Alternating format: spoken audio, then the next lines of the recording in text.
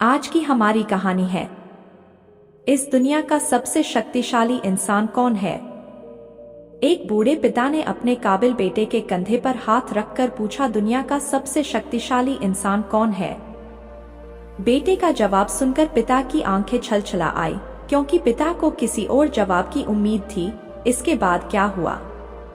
एक पिता ने अपने बेटे की बहुत अच्छी तरह से परवरिश की, उसे अच्छी तरह से पढ़ाया लिखाया और एक सफल इंसान बनाया।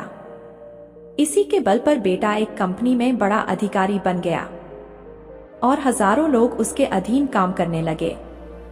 एक दिन पिता ने सोचा, क्यों ना बेटे के ऑफिस में जाकर उससे मिला जाए। जब पिता उसके ऑफिस पहुंचे तो उन्होंने देखा कि बेटा एक शानदार ऑफिस में बैठा है और बहुत से लोग उसके अधीन काम कर रहे हैं। ये देखकर पिता को बहुत गर्व हुआ।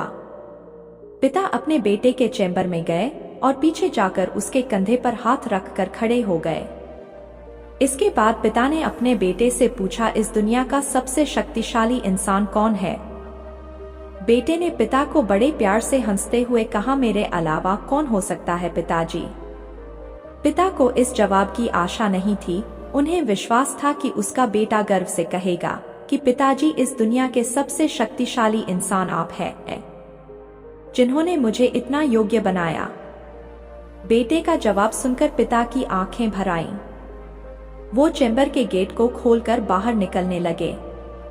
उन्होंने एक बार पीछे मुड़कर पुनः बेटे से पूछा, एक बार फिर बताओ, इस दुनिया का सबसे शक्तिशाली इंसान कौन है। पुत्र ने इस बार कहा, पिताजी आप हैं इस दुनिया के सबसे शक्तिशाली इंसान। पिता ये सुनकर आश्चर्यचकित हो गए। उन्होंने कहा, अभी तो तुम अपने आप को इस दुनिया का सबसे शक्तिशाली इंसान बता रहे थे, अब तुम मुझे बता रहे हो। बेटे ने हंसते हुए उन्हें अपने सामने बिठाते हुए कहा, पिताजी, उस समय आपका हाथ मेरे कंधे पर था। जिस पुत्र के कंधे पर पिता का हाथ हो, वो तो दुनिया का सबसे शक्तिशाली इंसान ही होगा ना। पुत्र की बात सुनकर पिता की आंखें भर आई। उन्होंने अपने पुत्र को कस करके अपने गले लगा लिया। सच है, जिसके कंधे पर या सिर पर पिता का हाथ होता है, वो इस दुनिया का सबसे शक्तिशाली इंसान होता है। दोस्तों, इस कहानी से हमें यह सीख मिलती है कि हर पिता चाहता है कि वो अपनी संतान को अच्छे से अच्छी शिक्षा प्रदान करे, ताकि वो भविष्य में कुछ बन सके। बदलते समय में देखने में आता है कि काबिल होने पर संतान ही अपने पेरेंट्स के साथ ठीक से व्यवहार नहीं करती, बल्कि अपमानित भी करती है। हमें समझना होगा कि एक दिन हम भी बूढ़े होंगे, उस समय हमारी संतान भी ऐसा ही व्यवहार हमारे साथ करेगी, तब हम क्या करेंगे। आशा करते हैं दोस्तों, कहानी अच्छी लगी होगी। अगर यह कहानी आपको अच्छी लगी है तो हमारे चैनल को सब्सक्राइब और वीडियो को लाइक जरूर करें।